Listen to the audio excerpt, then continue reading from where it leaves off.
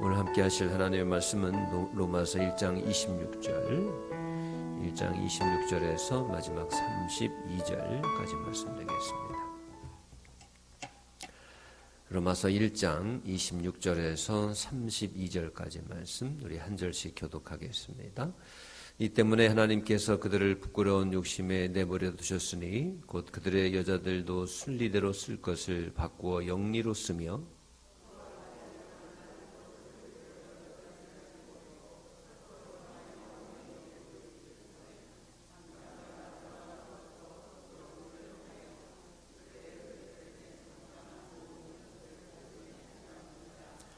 또한 그들이 마음에 하나님 두기를 싫어하며 하나님께서 그들을 그 상실한 마음대로 내버려 두사 합당하지 못한 일을 하게 하셨으니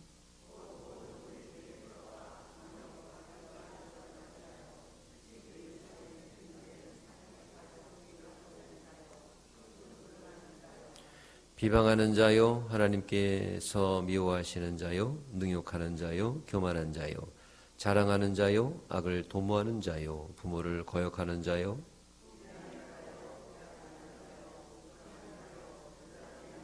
함께 읽습니다. 그들이 이 같은 일을 행한 자는 사형에 해당한다고 하나님께서 정하심을 알고도 자기들만 행할 뿐 아니라 또한 그런 일을 행하는 자들을 옳다 하느니라. 아멘. 자, 오늘 본 말씀은 이제 사도 바울이 지난 시간에 이어서 계속 이어지는 거죠. 로마 사람들, 이방인의 대표격이죠. 자신의 문화, 자기들의 학문, 업적에 자만심이 강한 그런 로마 사람들. 그들은 자긍심이 너무 강하기 때문에 과연 복음을 받아들일 수 있을까? 예수 그리스도의 복음을 받아들이려면 뭐가 전제돼야 된다고요? 내가 죄인이라는 사실을 인정해야 되는데. 자기 최고라는데 뭐 잘났다는데요. 자기 문화가, 자기 나라가, 자기의 제국이. 근데 이런 기본적인 아주 핵심적인 자의식, 인식 없이는 온전히 복음을 받을 수가 없는 거예요. 그러니까 지금 사도 바울은 뭐냐면 하나님 없는 인간의 삶은 비참하다.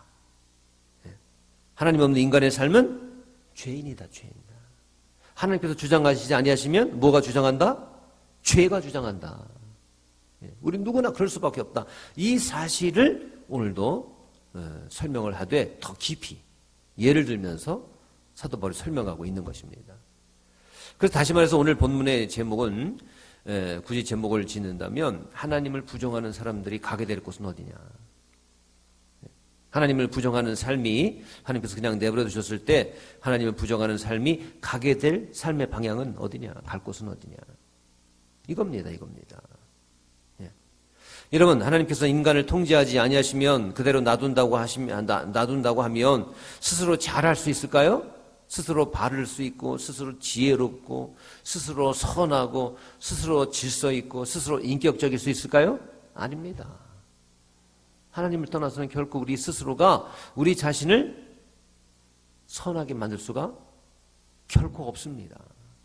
예. 왜냐? 사람들은 결국 그 무엇인가의 다스림을 받게 되어 있기 때문입니다. 하나님의 다스림을 받지 않는다고 자기가 막 자유롭게 자기가 선택하고 판단하면서 아주 선하게 아름답게 살 수 있을 것 같지만 그러나 아닙니다. 결국 무엇인가의 다스림을 받게 되어 있습니다. 지난 시간에는 우상을 얘기했죠. 우상. 자, 오늘 말씀을 보면은 뭐의 다스림을 받게 되어 있는가? 하나님의 통제를 벗어나서 인간이 스스로 독립하고 스스로 살아간다고 할 때에 뭔가 다스림을 받게 되어 있는데 오늘 말씀은 뭐냐? 26절 말씀 보시기 바랍니다. 26절. 이 때문에 하나님께서 그들을 부끄러운 어디에 내버려 두셨으니? 욕심입니다. 욕심. 네. 하나님께서 인간을 다스려 주시는 주인이 되어 주시지 않고 그대로 내버려 두신다면은 우리가 가는 곳은 뻔합니다. 바로 욕심, 욕망에 따라 사는 욕망이 우리를 다스리게 될 것이 뻔한 것입니다. 욕심이 다스립니다, 여러분. 하나님의 통제를 우리가 다스림을 받지 않으면 뻔합니다. 뭐 대단한 것 같지만 결국은 뭐죠? 욕심이에요, 욕망. 욕망입니다, 욕망. 자, 그런데 우리 인간의 가장 강한 욕구 중에 하나가 뭘까요? 가장 강력한 욕구 중에 하나가 뭘까요? 그것 때문에 관계가 파괴되기도 하고, 그것 때문에 사람이 짐승처럼 변하기도 하고, 아니 짐승만도 못하게 되기도 하고, 그것 때문에 그것을 잘못 사용해서 폐가 망신하고 평생 낙인 찍혀 살 수밖에 없는 이 욕구가 뭘까요? 바로 성에 대한 욕구입니다. 예, 성에 대한 욕구예요. 뭐 우리가 부정한다고 뭐 없는 것은 아니지 않습니까? 뭐 어느 자리든지 뭐 얘기 성경에 또 나와 있으니까. 여러분 다른 욕구들은 우리가 많은 욕구들이 있잖아요. 다른 욕구들은 뭐 실수하더라도 그 욕구를 잘못 사용한다 할지라도 뭐 회생이 가능합니다. 자, 그런데 성에 관한 욕구는 통제하지 못하면 어떻게 될까요? 엄청난 후폭풍이, 회복할 수 없는, 재생할 수 없는 후폭풍이 온다는 거 여러분 아시죠? 자, 예를 들어서 명예에 대한 욕구가 있다 칩시다. 명예. 이것도 굉장한 욕구입니다. 권력에 대한 욕구. 이것 때문에 정치인들을 보면은 말이죠. 이것 때문에 권력에 대한 명예에 대한 욕구 때문에 감옥 가기도 하죠. 지탄받기도 합니다. 그래요. 하지만 한때의 정치적인 차이나 노선 때문이라는 것을 또 알기 때문에 이 명예에 대한 욕구를 잘못 사용했어도 실수했어도 나중에 회복은 됩니다. 예, 그렇게까지 막 그냥 사람이 막 추해 보이고 이러지는 않아요. 나중에 회복이 돼요. 시간이 지나면. 정치적인 노선에 관해서 그것 가지고 명예를 하려고 했던 명예에 대한 욕구였기 때문에. 자, 물질에 대한 욕구. 남에게 재정적인 해를 입히고 뭐 사기를 쳤다든가 뭐 이런 거 있죠. 남의 막 욕심 때문에 물질에 대한 욕구 때문에 그 물질 가지고 하려고 더 크게 불리려고 하다가 남의 돈을 갖다 썼다가 못 갚는 거예요. 그러면 뭐 감옥 가는 거죠. 근데 여러분 감옥 가서 살이하고 이거 물질에 대한 욕구는 잘못 사용해가지고 이 욕구를 잘못 사용해가지고 문제가 생겼어도 나중에 회생될 수 있습니다. 갚으면 돼요. 갚으면. 연예인 중에 이상민인가 하는 연예인이 있잖아요. 뭐 그 사람이 잘 갚는다면서요. 오히려 동정심으로 더 인기를 얻지 않습니까? 회복이 가능해요. 물질에 대한 것. 근데 하지만 성적인 이 욕구를 잘못 사용하고 통제하지 못하는 경우 여러분 이거 회생 불가능한 경우가 많죠. 어떻게 그럴 수 있어? 치명적인 타격입니다. 한 가정이 깨어지기도 하고 또 엄청난 상처를 주기도 하고 또 수많은 믿고 신뢰했던 관계도 다 깨어져 버리고 성적인 본능이 통제가 안 돼가지고 해를 가하는 경우 있잖아요. 그런 경우는 그 사람의 영혼에까지도 상처를 줄 수 있습니다. 영혼에까지도. 또 이 성의 욕망은 잘못 통제하지 못하면 만약에 고삐 풀린 대로 그냥 놔두면 뭐 명예, 뭐 물질 이거 비교가 안 됩니다. 갈 때까지 갑니다. 갈 때까지. 여러분 생각해 보세요. 성적인 욕망을 우리가 다스리고 있는 겁니다. 모든 사람들이. 뭐 양심이라는 것이라든가 또는 도덕, 윤리 이런 게 우리를 이렇게 딱 하고 있단 말이죠. 그래서 그 테두리 안에 머물러 있습니다. 근데 이게 깨져보세요. 그래서 그 욕망이 이 윤리 이런 것들을 막 벗어나는 거예요. 윤리라는 거 가정 안에서 이 윤리 그런 거 있잖아요, 우리. 더군다나 신앙이 그거를 통제하고 있기 때문에 이게 잘 질서 있게 이게 사용되는 것이지 이게 만약에 그 테두리를 벗어난다고 칩시다. 여러분, 그러면 욕망대로 행한다면 재앙이 찾아옵니다. 재앙. 그러니까 이 성적인 욕망을 고삐 풀린 상태로 놔두면 갈 때까지 가는데 어디로 가느냐? 그 행로가 정해져 있습니다. 가장 하나님 보시기에 정말 부끄러운 일이 뭐냐? 26절, 27절에 나와 있죠. 26절, 27절 한번 읽습니다.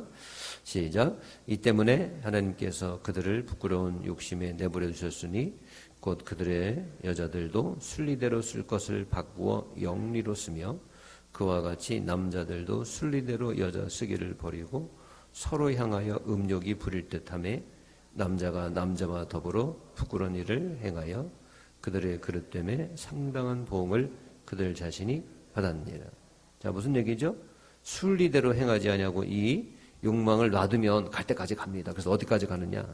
더 짜릿한 거, 더 쾌락적인 거, 더 이 그 윤리나 도덕 범위를 벗어난 거. 어디까지 가느냐? 남자가 남자와 더불어 부끄러운 일을 행하는 데까지 간다는 얘기입니다. 음욕이 부릴 듯하며 나오죠? 순리대로 서로 순리대로 있기를 순리대로 행하기를 버리고 서로를 향하여 음욕이 부릴 듯 한다는 겁니다. 음욕이 부릴 듯해서 그렇게 가는 것이지 통제된 경우는 그렇게 갈 수가 없습니다. 통제지 못하면 그렇게까지 간다는 거예요. 그래서 그렇게 부끄러운데도 부끄러운 일인 줄 모르는 거죠. 여러분, 우리 사회 이제 동성연애에 관해서 굉장한 이제 그 토론거리입니다. 그 동성연애 옹호자들이 있어요, 옹호자들. 그들에 의해서 이 동성연애가 미화되기도 합니다. 미화가 돼요. 점차 사회가 이렇게 나아갈수록 이게 뭐 발전인지 뭔지는 모르는데 시간이 갈수록 뭐가 이렇게 되잖아요. 질서 있게 뭐 이렇게 한다고 하잖아요. 예. 그렇게 될수록 어떻게 되느냐? 동성연애에 대해서 미화가 됩니다. 미국이라는 사회, 뭐 우리보다 더 앞서 나간다고 하는 사회들 생각 보세요. 미화됩니다. 그게 점차 혼란스러워지는 거예요. 그런데 이가 미화되는데 그런데 이 그 현장, 여러분, 그 현장을 들여다보면은 말할 수 없이 음란하고 그 추악한 모습이 이루 말할 수 없다는 겁니다. 그러니까 음란함이 갈 때까지 가는 것이 뭐냐면 남자가 남자를 탐하는 그 현장이라는 것입니다. 동성연애 문화 지역이 따로 있어요. 서울에도 있잖아요. 그 모이는 지역이 따로 있습니다. 거기서 나온 사람들, 거기에 빠졌다가 나온 사람들의 상담 이야기가 있어요. 상담받아가지고 이렇게 회복되고 그런 사람들이 그 책들이 있거든요. 그걸 읽어보면 정말 뭐 거리낌 없이 다 얘기하는 거죠. 그러면 뭐 정치인들이나 이런 옹호자들에 의해서 이 미화되는 거, 그건 말이 아닙니다. 그게 아니에요. 그 현장을 보면은, 그 현장 얘기를 하면은 막 상상조차 할 수 없는 어둠과 삐뚤어진 음란의 현장이라는 거예요. 통제하지 않은 음욕, 통제받지 못한 유욕, 그게 현장이라는 거예요. 그 현장을 한번 보고 거기 있다 오면은 정말 아무리 자비로운 하나님이시지만 이게 과연 이 행위들이 허용이 될까? 그러니까 거기는 막 음욕들이 판치는 것이 되는 거죠. 통제를 벗어나가지고 막. 여러분, 근데 옹호자들은 미화합니다. 그 주장이 정치적으로 이용하기가 너무나 좋거든요. 막 목소리가 세요. 그래서 같은 이 노선이 일치되는 부분이 많기 때문에 그걸 사용합니다. 충분히 정치적인 큰 목소리를 내기 아주 충분하기 때문에 그 주장이 굉장히 세거든요. 그들이 아주 똘똘 뭉쳐가지고. 그러니까 정치적으로 같이 쓸만해요. 그런데 미화가 되죠. 어떤 식으로 미화가 되는 줄 아십니까? 그거는 개인의 자유. 유럽 사람들 개인의 자유 굉장히 좋아합니다. 그래서 마스크를 왜 안 쓰느냐? 통제하지 마라. 난 마스크 안 쓸 권리가 있다. 거기는 뭐냐면은 이 개인적인 자유가 최고의 가치가 되어 있어요. 점점 사회가 그렇게 갈수록 그쪽으로 가지 않습니까? 단체의 가치가 아니라 개인의 가치입니다. 누가 나를 통제해? 프랑스 사람도 특별히. 진보적인 가치가 뭐냐? 한 개인의 선택권. 이게 굉장히 진보적인 가치로 그들은 받아들입니다. 내 개인의 취향을 누가 뭐라고 그래요? 나의 권리가 있다. 아기의 권리 있고 자녀들의 권리가 있다. 부모가 자녀를 마음대로 못합니다. 거기는 가장 발달한 의식이 뭐냐? 민감한 의식이 개개인의 인권이에요. 개개인의 자유입니다. 개개인의 선택권입니다. 그래서 이거를 누르는 그런 어떤 집단이라든가 어떤 뭐 가치관이라든가 뭐 전통이 있다면 가만히 있을 수 없다. 이게 이제 그 유럽 정신이거든요. 그러니까 이 동성연애도 그렇게 보고 있는 거예요. 그렇게 미화시킵니다. 그래서 거기에 꼭 소수라는 것을 붙입니다. 소수. 성소수자. 그들이 즐겨 사용하는 단어예요. 성소수자. 동성연애라고 얘기하지 않습니다. 성소수자. 이건 정치적인 용어입니다. 무슨 뜻입니까? 자기들이 소수라는 겁니다. 소수. 핍박받는 소수라고 주장을 하는 거예요. 그럼 핍박하는 다수가 누구냐? 거대한 핍박하는 다수. 우리가 싸워 이겨야 될, 우리 소수들이 싸워 이겨야 될 거대한 어떤 힘, 다수, 억누르는 그 다수가 누구냐? 그걸 기독교라는 거예요. 그렇게 미화되고 그렇게 이제 그 대결 구도가 이루어져 가고 있는 겁니다. 이게 이제 특정 정치인들한테는 이제 아주 구미가 당기죠. 그래서 정치화하는 겁니다. 미화하는 거예요. 미화됩니다. 그래서 이렇게 미화됩니다. 그래서 정말 거대한 압력, 우리 개인의 이 인격을 실현해야 되는데 이거를 억누르는 이 거대한 그 압력에 대항하는 우리 성소수자들. 이렇게 나오죠.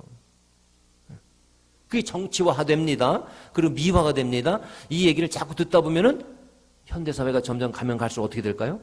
여기 대해서 모호해지는 거예요. 우리 자녀들도 모호해지고 막 모호해집니다, 지금. 그래가지고 때로는 뭐 그런 거 나오잖아요. 미국 뭐 아카데미 영화 수상식에서 뭐 그 아카데미 상을 받아들고 하는 얘기가 뭐냐. 그런 얘기 많이 나와요. 성소수자들. 그들을 향해서 언급을 하죠. 그럼 저 사람 아주 진보적인 사람이다. 그렇게 막 얘기를 하고 추앙을 하고 만약에 그 발언에 대해서 뭔가 비판하는 사람이 나오면 있잖아요. 그럼 아주 그냥 아주 고리타분하고 아주 저 까부셔야 될 그 아주 낡은 가치관을 갖고 있는 아주 나쁜 사람이다. 그렇게 보는 거죠.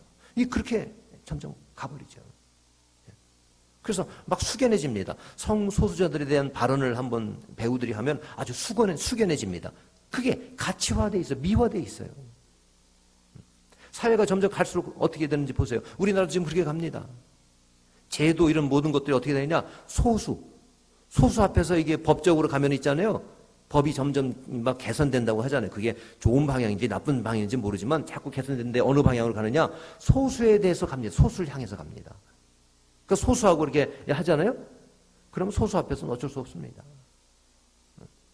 그러니까 소수를 핍박하는 거, 소수를 억압하는 거, 이게 굉장한 나쁜 것, 법이 대신 싸워줘야 할 것으로 생각을 한단 말이에요. 근데 그 다수, 핍박하는 다수가 뭐라고 보느냐, 이 성소수자들, 정치화된 이 사람들이 어떻게 뭘 얘기하느냐, 그게 기독교라는 겁니다. 그렇게 구두로 이어가는 거예요, 지금 그렇게.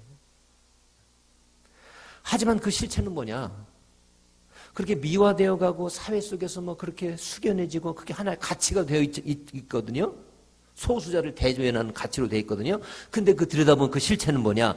결국 하나님을 인정하지 않으려는 인간의 욕망을 마음껏 최대로 통제 없이 실현하려고 하는 그런 개인적인 죄의 결과입니다. 그게. 죄의 모습이에요, 여러분. 나는 마음껏 자유로울 거다. 내 욕망이 바로 신이다. 어디 내 욕망을 건드려? 내가 너한테 무슨 해를 끼쳤냐? 왜 나한테 그런 내 개인적인 욕망이다. 그걸 억압하는 것은 그 어떤 것이라도 허용이 안 된다. 이런 선포를 하는 겁니다. 결국 뭐냐? 내가 주인이다. 내 욕심이 주인이다. 그겁니다. 핵심은. 내 욕망이, 내 취향이 신이다. 주인이다. 그걸 선포하는 겁니다. 그래서 그들이 제일 싫어하는 분이 누구냐? 하나님이에요, 하나님. 하나님은 제일 싫어합니다. 여러분, 우리 기독교 복음이 바라봐야 하는 모습은 바로 그겁니다. 그 욕심의 욕심. 그래서 그 유교계 후유증이 여러분 거기에 들어갔다가 나온 사람들 얘기 들으면 너무나 그게 비참하고 나중에 육신적으로나 이 심리적으로나 아주 피폐해집니다. 그래서 그들 모두가 죄인인 인간을 구원하시려고 오시는 예수 그리스도의 복음을 받아들이기가 너무나 힘들어요. 이게 같이 갈 수가 없습니다, 그게. 영적으로 보는 거예요, 우리는 영적으로. 이게 단지 자꾸 이제 이 분산시켜서 지금 그러는 건데, 그들은 뭐냐면 영적으로 보지 못합니다. 뭘로 보느냐? 이 억압과 자취와 이런 걸 정치적인 것으로 본다니까요. 그러니까 그 앞에서 숙연해지지. 근데 그 들어가 보면 그건 뭐냐? 결국은 뭐냐? 핵심은 뭐냐? 욕망을 마음껏 실현하겠다는 거예요. 테두리를 다 벗어버려라. 어디 나의 취향을 어떻게 누가 그거를 건드리느냐. 나의 욕망이 신이다. 난 마음대로 할 거다. 마음껏 자유로울 거다. 나의 개인의 가치를 실현할 거야. 그 어떤 것도 제도도 법도 종교도 억압할 수 없어. 이겁니다. 이걸 주장하자는 거예요. 그걸. 그러니까 이들이 정말 예수 그리스도의 진정한 복음을 받아들이기가 쉬울까요? 어렵습니다. 편질된 예수 그리스도 복음을 받아들이죠. 편질시키죠, 편질. 그래서 소수를 위한 하나님이시다. 소수도 버리지 않는 하나님이시다. 이런 식으로. 그래서 여러분 어떤 기독교 종파 중에서 어느 교단 중에서는 어떤 목회자는 소수자를 축복했다 이런 거 나오잖아요.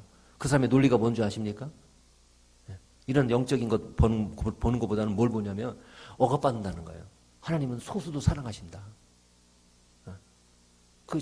그 음지에서 얘기도 못하고, 저렇게, 그 핍박받는, 사회가 핍박하고 손가락질하는 그 소수도 사랑하신다. 왜? 문둥병자도 사랑하셨듯이 소수도 사랑하신다. 그 논리예요. 그래서 축복한다는 겁니다. 그 미화된 이 동성연애의 미화된 그거에 대해서 이제 말하자면 미혹이 된 것이죠. 영적으로 보는 게 아니죠. 영적으로. 자, 우리는 영적으로 볼 때 그 핵심을 간파할 때 그게 뭡니까? 그리스도의 복음을 받아들이기가 너무 힘들게 만드는 사조입니다. 사조. 거대한 힘이에요. 그게. 반그리스도적인 힘입니다. 그래서 예수님을 나는 죄인이에요. 난 죄인을 구원하러 오신 예수님을 그대로 이 사도 바울이 얘기하는 또 이 성경이 얘기하는 그 예수님을 정말 구세주로 받아들이기가 힘들어요. 왜? 그 자체는 뭐가 되어 있느냐 벌써? 내 욕망이 주인이 되어 있는 거기 때문에. 내 성이라는 욕망, 다른 욕망이 많은데 그걸 통제하지 못했을 때 가는 곳이 거기에요. 그쪽으로 가는 방향이 그렇습니다. 그래서 우리 여러분 알아둘 필요가 있습니다. 우리 기독교 신학과 기독교 상담에서는 이제 상담하니까 현실적으로 얘기를 해야 되잖아요. 성경적으로 얘기하는 것보다 동성애를 질병으로 간주합니다. 질병. 동성애는 질병이에요. 치유되어야 될 질병입니다. 여러분 병 걸렸는데 그냥 내버려두는 사람이 있습니까? 병 걸렸으면 치유해야죠. 왜 걸렸느냐? 그건 몰라요. 왜 걸렸는지 그거를 우리가 간파하는 게 아닙니다. 온전한 상태가 아닙니다. 치유되어야 할 상태고 또 기도와 하나님의 성령님의 능력과 또 성경 또 복음을 통해서 치유될 수가 있다. 우리는 그걸 믿고 치유돼야 된다. 그걸 우리는 그걸 견지하는 우리 신학의 우리 입장인 것입니다. 안 고치고 놔두는 질병이 없잖아요. 근데 그 진영에서는 자꾸 논점을 흐리는 거죠. 개인 인간성의 실현이요, 핍박받는 소수의 반항이요, 이렇게 미화시키는 거죠. 그러나 핵심은 그게 아닙니다. 핵심은 무엇이냐? 28절입니다. 28절 보십니다. 28절 읽습니다. 시작. 또한 그들이 마음에 하나님 두기를 싫어하며 하나님께서 그들을 그 상실한 마음대로 내버려 두사 합당하지 못한 일을 하게 하셨으니. 자, 그들의 마음에 누구 두기를 싫어하는 현상이 그게 하나님 두기를 싫어하는 겁니다. 여러분 만약에 성령님이 충만히 우리 안에 계셔봐요. 욕망이 마음대로 날아갈 수 있습니까? 욕망이 통제가 됩니다. 우리 욕심이 통제가 돼요. 잡아주십니다. 그래서 허락된 범위 내에서 마음껏 아름답게 즐기게 하십니다. 성령님 우리 안에 충만히 계시면 어떻게 그게 막 욕망대로 말이에요. 욕망이 어떻게 주인이 됩니까? 안 되죠. 성령님이 우리 안에 거하시게 해드려야 되는 줄 믿습니다. 성령님이 우리 안에 온전히 거하시면 우리 악한 생각도 금방 접어지게 됩니다. 우리 힘으로 하는 게 아니죠. 교만도 내려놓을 수 있습니다. 추악, 탐욕도 내려놓을 수 있어요. 성령님이 우리 안에 강력하게 계시면 말이죠. 여러분 분쟁의 현장 오늘 말씀에서 쭉 계속 그 다음에 29절부터 나오잖아요. 성령님이 그 안에 안 계실 때 우리 인간의 본성 가운데 어떤 것들이 나타나냐, 우리 인간의 본성이 주인이 되면은 다 그거예요. 불의, 모든 불의, 추악, 탐욕, 악의, 또 시기, 살인, 분쟁, 사기, 악독, 수군수군함, 비방, 교만, 능력, 자랑, 쭉쭉 나오지 않습니까? 성령이 우리 안에 계셔야 될 줄 믿습니다. 성령이 우리 안에 계시지 못하면 이런 것들을 금방 우리는 또 거기 빠질 수밖에 없습니다. 성령이 우리 안에 계신다면 악한 생각도 금방 접을 수 있습니다. 교만도 내려놓을 수 있습니다. 추악함과 탐욕도 내려놓을 수 있습니다. 분쟁의 현장에서 막 화를 내다가도 성령님이 통제하시고 주장하시면 져줍니다. 져줄 수 있습니다. 내려놓을 수 있어요. 그리고 생각하죠. 에휴, 이거 내가 이겨서 무슨 부귀영화를 누린다고. 여러분 꼭 기억하시기 바랍니다. 내가 이거 해가지고 무슨 부귀영화를 누린다고 그래서 내가 아각거리면서 내가 이래. 성령님 주장해 주옵소서. 성령님의 마음을 저에게 허락하여 주옵소서. 그래서 이겨냅니다. 거기 나온 모든 불의, 추악, 탐욕. 그리고 하나님을 주인으로 삼지 못하고 자신의 욕망과 본성이 주인이 될 때 나타나는 그 현상들이 쭉 29절부터 나오는 겁니다. 여러분 우리가 보통 이런 것들은 그런데 가만히 보시면 뭐 불의, 추악, 탐욕, 악의, 시기, 살인, 분쟁, 뭐 시기, 악독 이게 쭉 나오는데 여러분 우리는 이것들을 안 합니다. 나쁜 건 줄 우리가 이미 알고 있고 웬만큼 성령님을 모셔본 사람들은 분별할 수가 있습니다. 하지만 이 중에서 우리가 대수롭지 않게 생각하고 넘어지기 쉬운 게 있는데 뭔지 아십니까? 29절 마지막에 보시면 뭐가 나옵니까? 수군수군한 자, 수군수군하는 거. 그리고 30절 초입에 나옵니다. 뭐죠? 비방하는 거. 다른 것들은 우리가 웬만해가지고는 성령님 계셔본 우리 성도들은 뭐 그렇게 안 합니다. 그것들은 나쁜 건지 알아요. 근데 이제 우리가 쉽게 이거는 설마 이게 뭐 살인하는 것과 같은 레벨일까? 이건 남들 다 아는데. 그러면서 우리가 빠지기 쉬운 하나님이 안 계실 때 나타나는 현상 중에 하나인 것이 뭐냐? 수군수군하는 겁니다. 분명히 나오잖아요, 여기. 이게 하나님이 계시지 않을 때 나타나는 현상이라는 거예요. 성령님이 안 계실 때. 자기 본성이 주인일 때. 그 중에 들어가 있는 게 수군수군, 그리고 비방입니다. 우리는 그거 누구나 다 아는 것으로 가볍게 생각하고 종종 해왔잖아요. 근데 이것이 뭐냐? 성령님이 온전한 주인이 아직 아니실 때 나타나는 불의라든가 추악함이라든가 탐욕이라든가 악의, 뭐 시기, 살인과 같은 레벨이라는 겁니다. 이게 그렇게 나쁜 거였나? 이게 그렇게 나쁜 거였어? 아니 수근수근 할 수 있잖아. 앞에서는 얘기 안 하고 뒤에 가가지고 이렇게 해가지고 괜히 이게 딱 한번 던져보는 거 있잖아요. 수근수근하는 거. 괜히 뭐 있는 것처럼 수근수근. 이번에 교회에 그거를 그러는데 뭐가 있었대? 이거 있잖아요, 여러분. 그리고 수근수근 또 뿐만 아니라 비방하는 거. 괜히 근거 없는 비방 있지 않습니까?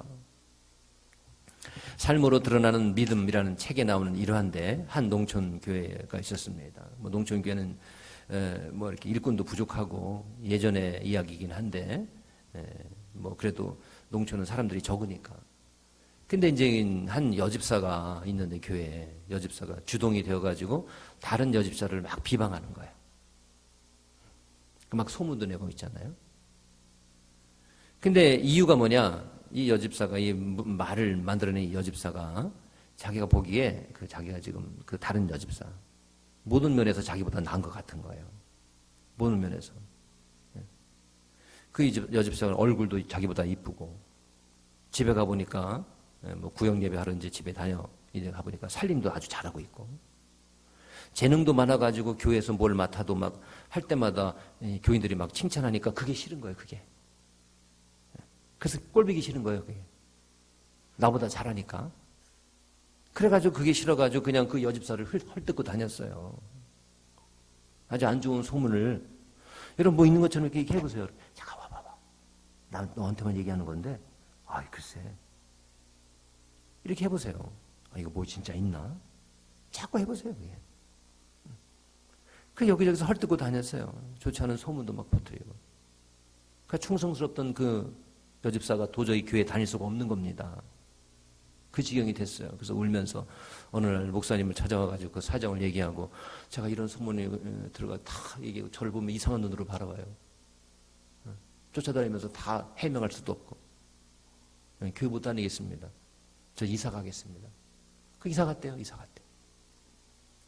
목사님의 마음이 너무 아팠지만 이미 때가 늦은 거예요. 뭐 손 쓰고 뭐 할 수가 없는. 또 목회자가 뭐 손 쓴다고 손 쓰는 이게 객관적인 입장에서 막 이렇게 하기도 그렇고 교인 간에 일어난 이런 것들을 갖다가 또 누구를 잡고 뭘 또 얘기하고 또 그렇게 하겠습니까? 기도하는 거지. 그러니까 손 쓸 수가 없을 때가 많죠. 이미 늦어버린 거예요. 하나님 앞에 울며 기도할 수밖에 없었습니다. 마음이 아프긴 했지만. 자, 그런데 세월이 흘렀어요. 세월이. 자, 이게 웬일입니까? 그 중상모략하고 헐뜯고 하던 그 여집사가 글쎄 그 부흥회에서 큰 은혜를 받았네. 부흥회에서 은혜를 받았어요. 은혜를 받으면 뭐가 자기 자신의 뭐가 보일까요? 자기 죄가 보이는 겁니다. 은혜 받은 사람의 가장 큰 특징 중에 하나가 나의 죄가 보이는 겁니다. 그게 인식이 된 거예요. 깨닫게 된 거예요. 자기가 얼마나 나빴는지. 그게 생각이 나는 거예요.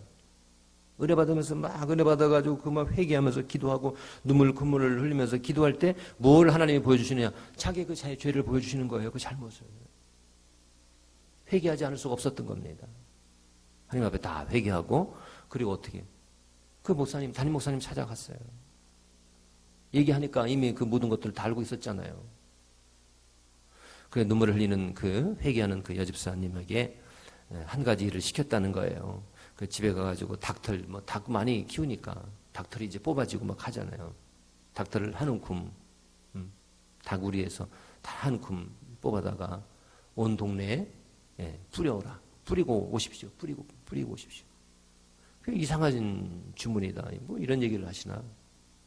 그렇지만 은혜 받은 상태이기 때문에 순종해서 온 동네에 닭털을 여기저기 이제 뿌리고 다니고 왔다 그런 얘기예요.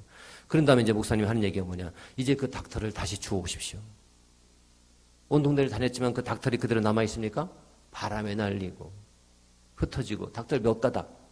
자기가 뿌리는 동 가보니까 뿌리는 거 누구네 마당 누구네 뭐 다 가봤는데 다 날아가고 없죠.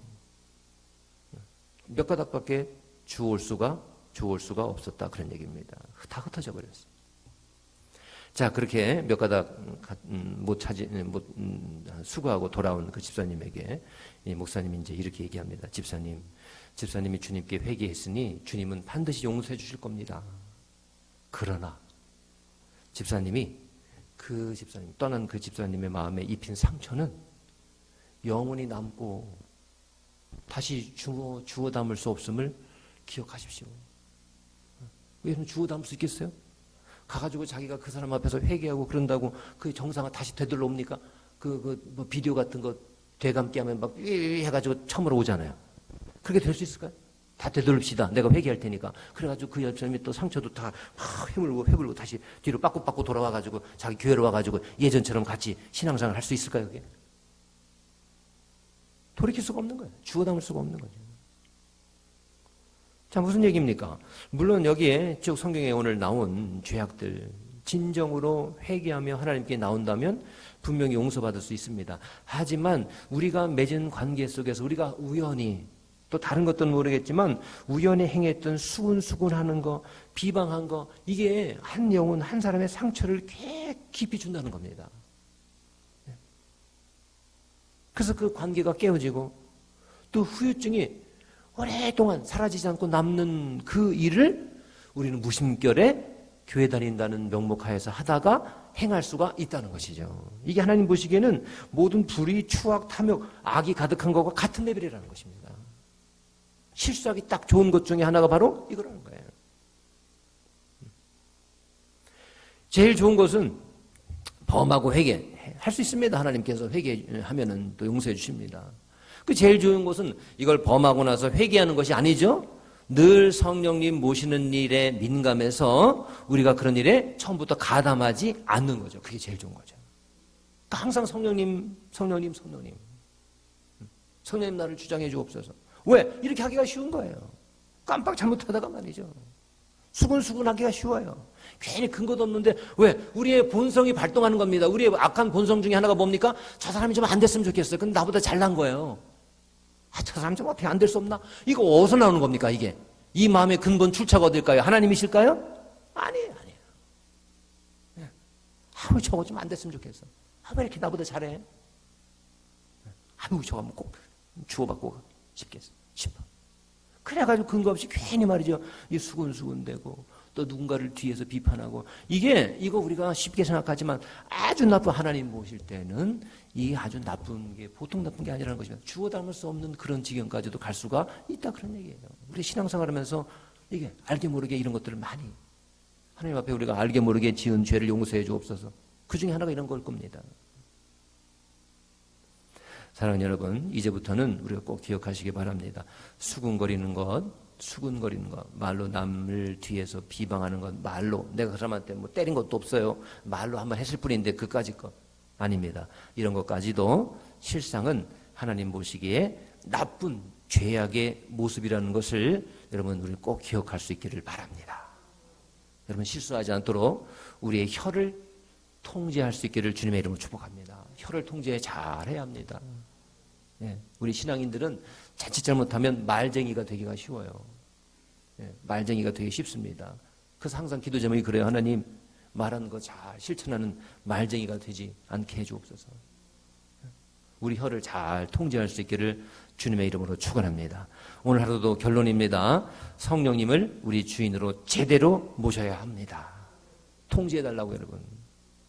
그분의 영향력 아래 거할 수 있기를 주님의 이름으로 축복합니다. 그래서 우리 속에서 나오는 모든 욕망들 잘 통제되고 질서 있게 유지될 수 있기를 우리 성령님께 구할 수 있기를 바랍니다.